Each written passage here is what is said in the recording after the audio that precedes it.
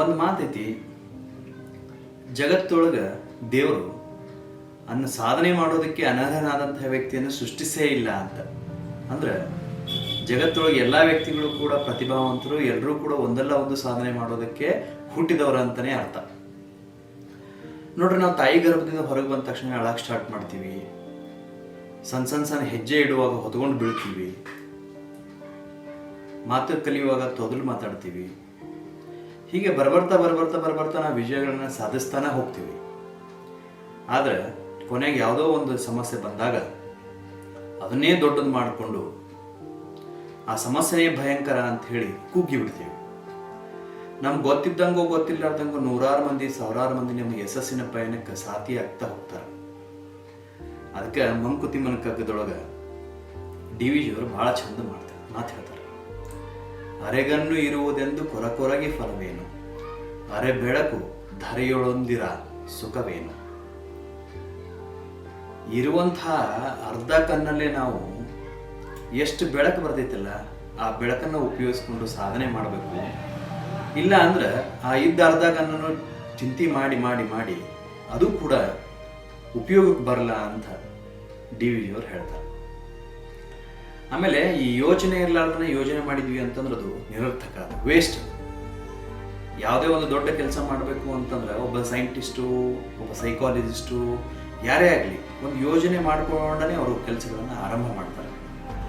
ಅದಕ್ಕೆ ಈ ಸ್ವಾತಂತ್ರ್ಯ ಸಂಗ್ರಾಮ ಇರ್ಬೋದು, ದೊಡ್ಡ ದೊಡ್ಡದಂಥ ಯೋಜನೆಗಳಿರ್ಬೋದು, ಅದಕ್ಕೆಲ್ಲ ಒಂದು ಡಿಸೈನ್ ಅಂತ ಮಾಡಿರ್ತಾರೆ.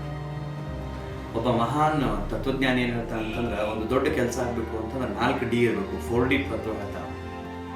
ಒಂದು ಡಿಸೈನ್ ಇರಬೇಕು, ಎರಡನೇದು ಡೆಡಿಕೇಶನ್ ಇರಬೇಕು, ಡೈರೆಕ್ಷನ್ ಇರಬೇಕು, ಡೆಲಿಗೇಷನ್ ಇರಬೇಕು ಅಂತ. ನೋಡ್ರಿ, 4D ಒಳಗೆ ಮುಖ್ಯವಾದಂಥದ್ದು ಮೊದಲು ಡಿಸೈನೇ.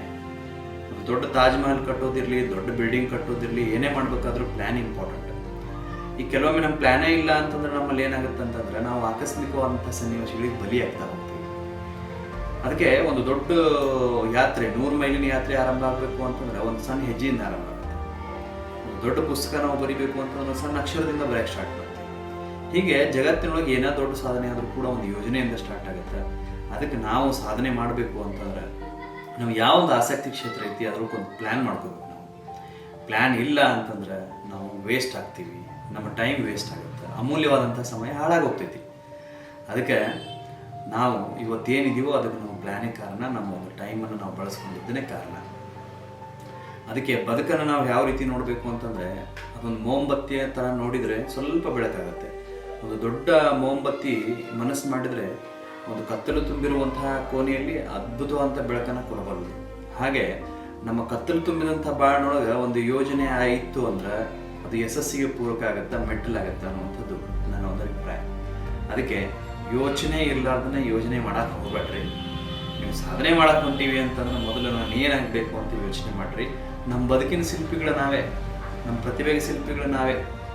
ನಾವು ಮತ್ತೊಬ್ಬರನ್ನ ದೂಷಣೆ ಮಾಡೋದಕ್ಕಿಂತ ನಾವೇನಿದ್ದೀವಲ್ಲ ಅದಕ್ಕೆ ನಾವೇ ಕಾರಣ. ಅದಕ್ಕೆ ನಮ್ಮನ್ನು ನಾವು ಅಪ್ಡೇಟ್ ಮಾಡ್ಕೊಳ್ಳೋಣ, ನಮ್ಮನ್ನು ನಾವು ಸಾಫ್ಟ್ವೇರ್ನ ಚೇಂಜ್ ಮಾಡ್ಕೊಳ್ಳೋಣ, ನಮ್ಮ ಥಿಂಕಿಂಗ್ ರೀತಿಯನ್ನು ಚೇಂಜ್ ಮಾಡ್ಕೊಳ್ಳೋಣ. ಅಂದಾಗ ಯಶಸ್ಸು ಚೇಂಜ್ ಆಗುತ್ತೆ.